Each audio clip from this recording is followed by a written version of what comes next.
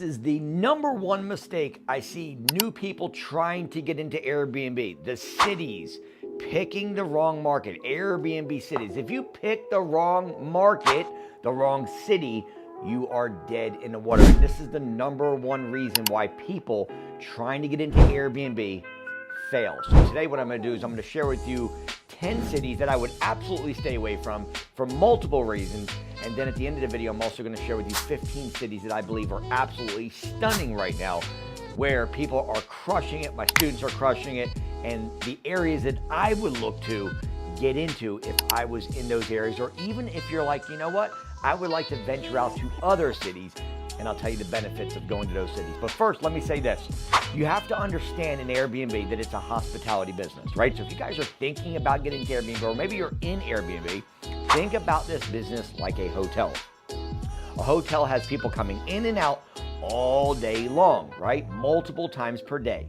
It's the same thing with Airbnb. This is not like taking a traditional tenant and just kind of throwing them into one of your properties for a year or two. You have to understand a few metrics. One is the location is the most important, just like in any real estate. You've always heard this, location, location, location. Well, especially in Airbnb, because if people are not coming in to the city and in that particular area of the city, what's gonna happen is you are going to not make money. Let me give you an example. And this is why the majority of people fail in Airbnb in their first year. It's called property and market research. And it's a simple, fancy way of saying this. If you don't have enough occupancy or guests, heads in beds, you're not making the money that you need to pay the rent, or if you bought the property, pay the mortgage. So let me give you an example. Let's say the rent is $2,000 a month. Okay, you guys are good at math, that's why you're here. By the way, please give me a thumbs up on this video and subscribe to the channel, because I come to you every single day to give you all the tips, tricks, and strategies on you need to get into Airbnb arbitrage. And for you guys that don't know what that means, let me just give you a 30-second rendition. All it means is this: instead of buying a property and putting Airbnb, we're gonna rent a property and get the landlord's permission and put it on Airbnb. So you can get 5, 6, 7 rental properties in the same time and money on average that it would cost for you to get into purchasing a property, and you can rent properties. You can 5x the amount of production that you can get by going with rental arbitrage. When I found this out, I was like, are you kidding me? I don't have to buy property. I can actually just rent it from a landlord, get their permission, and put it on Airbnb. Wow. And that's where we started building the portfolio. So let's use the scenario of $2,000 a month. Let's say you find a nice 2-bedroom, 2-bath, $2,000 a month for rent. Now again, you guys are smart. That's why you're here, and that's why you've subscribed, because I really appreciate you. If it's $2,000 a month and you have your utilities, let's call it another $200 a month for even illustration purposes, okay? You've rented a place for $2,000 from a landlord. Now, let's say for the month of March, for sake of just giving you a month, that you brought a total of 5 guests in, okay? Let's say total of 5 guests in. Now you have a $2,000 rent payment to the landlord plus your utility, so $2,200 bucks, okay? Now, you brought 5 guests in, and for illustration purposes, we're gonna say that each guest paid you $200 a night to stay at your place. That's called your ADR, average daily rate. So let's say you were charging $200 bucks a night. You brought a total of $1,000 in for the month of March. 5 guests, each paid you $200 bucks, total of $1,000. Let me ask you a question. Where do you think the other $1,000 comes from? We're not even talking about the utilities yet. Where do you think the other $1,000 comes from to pay the landlord if you brought $1,000 in and your rent payment is $2,000? Yep, you guessed it. Comes right out of the old pocket. And I don't know about you guys, but not a lot of people like losing $1,000 per month to get into a business. This is why most people fail in their first year. They picked the wrong property, the wrong market, because Uncle Joe said he had a property and he let you put it on Airbnb and you thought, woohoo, let's do it. Terrible mistake. Or you found a property, didn't do any research, didn't do any due diligence, didn't have any paid software to check the numbers, and he just jumped into it because anybody with a heart rate can get into Airbnb. There's no requirements. Okay, so what I'm gonna share with you right now are 10 cities that I would absolutely stay away from. And this is a lot of work and due diligence on our part as a team here that we've done for you so that you don't have to get into these markets and be part of the large percentage of people that fail. And like I said, I'm gonna finish with 15 great cities and markets that are doing really well right now in 2024. That being said, let's start with the first city, and that is San Francisco, California. Okay, not a great market, very regulation heavy, probably would stay away from that. Let's go to number 2, and that is New York City, okay? The city of Manhattan itself has also banned Airbnb to allow any short-term rentals to be in their city. Number 3, and that is Las Vegas, okay? Now, there are areas that are still okay, like the Henderson area, which is, kind of northeast of Las Vegas Strip. But there are a lot of regulations there in Las Vegas, and I would probably just stay away from that city. In general, they want to keep people on the Strip, okay, and get the money into the hotels versus Airbnbs. Let's go to San Diego for a minute. San Diego now is 30 days. There's a 1% chance you're going to get an STR, short-term rental, in San Diego. There are areas like Mission Bay where 30% of people can still get a short-term rental, but San Diego itself is not a good Airbnb, not a good short-term rental place right now. Let's go to Los Angeles. Los Angeles as well. There are very high restrictions. The cost is very outrageous, and it's just not a good city. Okay, let's go to this one. That is Dallas, Texas. In March of 2023, Dallas, Texas was one of the first cities that actually said, you know what? We are banning Airbnbs. Okay, now if you're grandfathered in and you have an apartment, you're going to be okay, but residential areas can no longer do Airbnb in the city of Dallas, okay? So those are a couple there. Let's go to Des Moines, okay? Des Moines, Ohio, also, I'm giving you ones, guys, where the restrictions are heavy. And what I mean by that is this. You're going to have issues with HOA. You're going to have issues with zoning in the city, okay? And then the city's going to be a pain, and there's going to be a thorn in your you know what, and then you're likely to not get, and even if you did it, sneak it in there. Never recommend that, where you just get it up there and you don't tell anybody, you don't get your permit or your license, and then next thing you know, Karen's knocking on the door, okay, the city's coming down there and shutting down your Airbnb and shutting down your platform, your business is done. It's just a waste of time, okay? So stay away from these cities I'm talking about. Santa Monica, California, another one. California in general, I do have a city or two that I'm going to give you on the good side.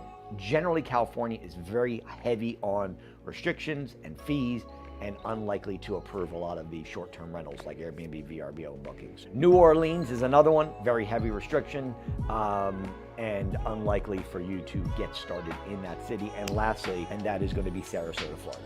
Definitely don't recommend Sarasota. Okay, again, they're just heavy regulated, and you're going to have issues with it. Why not stay with the cities that I'm going to give you right now, where you can actually be okay? Now, they may require a permit, and a permit is simple. There's a place online for that city. If you just Google these words, Airbnb regulations for, put in the city, and they'll be able to pop you up a form, and you'll be able to see the form where you can just apply for the license or permit. Usually, sometimes it takes 2 to 3 days. Sometimes it takes 2 weeks if they're backed up.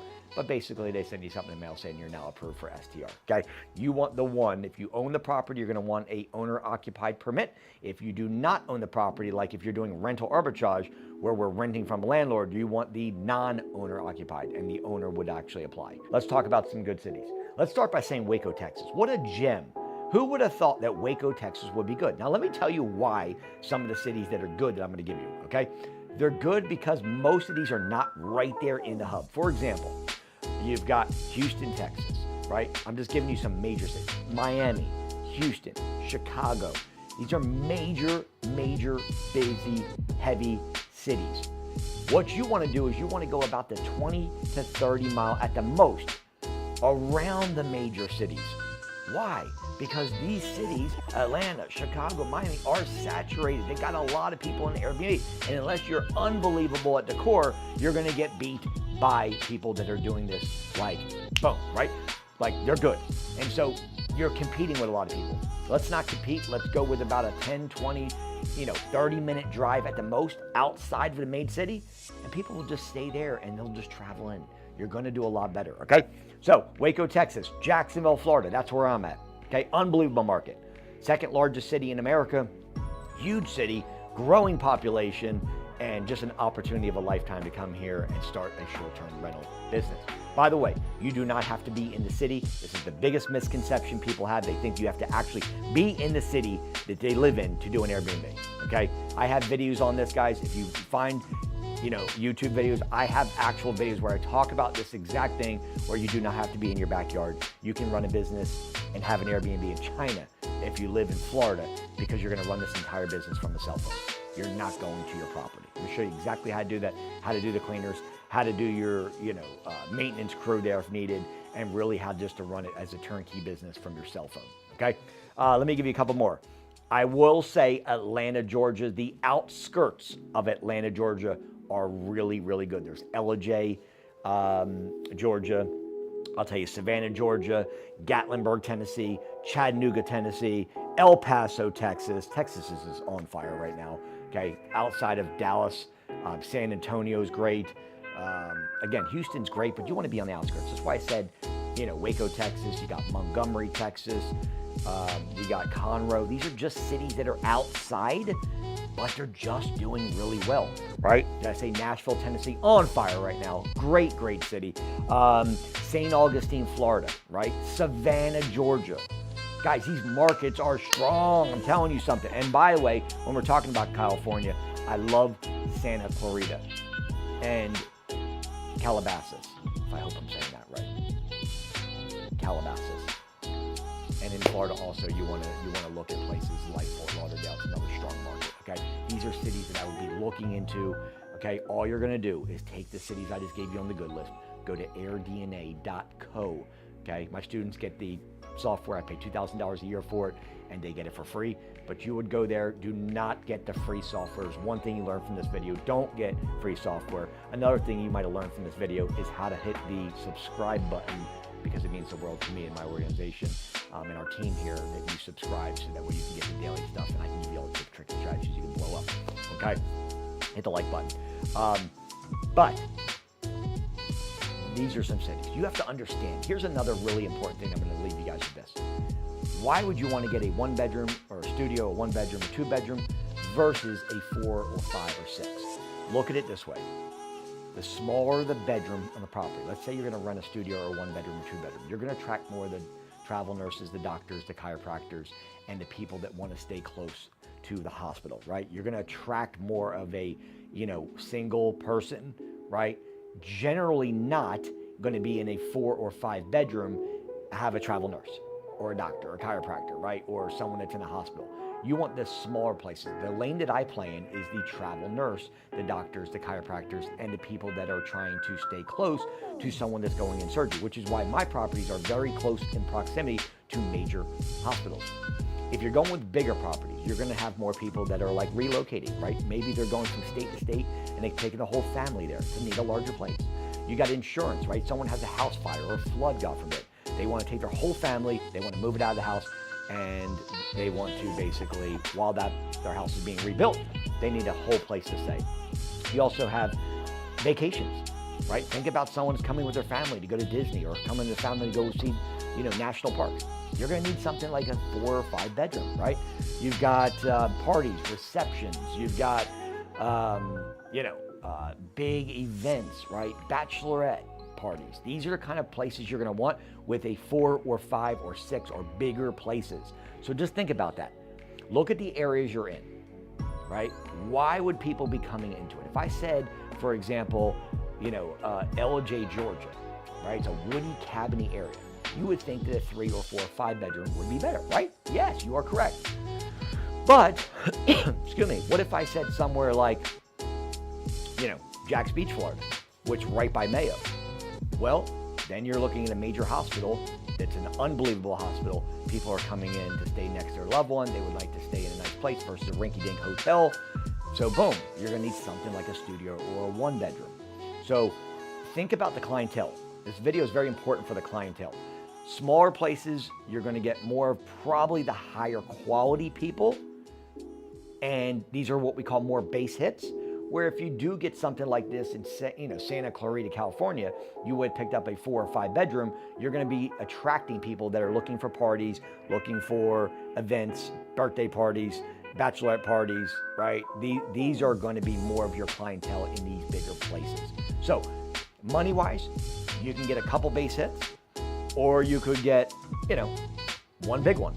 It just depends on where you're comfortable. My job is to help you mitigate the risk and help you every step of the way to getting your first, second, or 10th Airbnb by increasing your occupancy and increasing your ADR and giving you the tips, tricks, and strategies for the SEO, which is in your title and your description and your pictures to make it attractive for your guests. If you guys need help at all, put the word Airbnb in comments. I'll reach out to you directly. I got you. Okay, as always, make sure you subscribe to the channel, hit the like button, share it with somebody you love, and I will see you guys on the inside. Let's roll.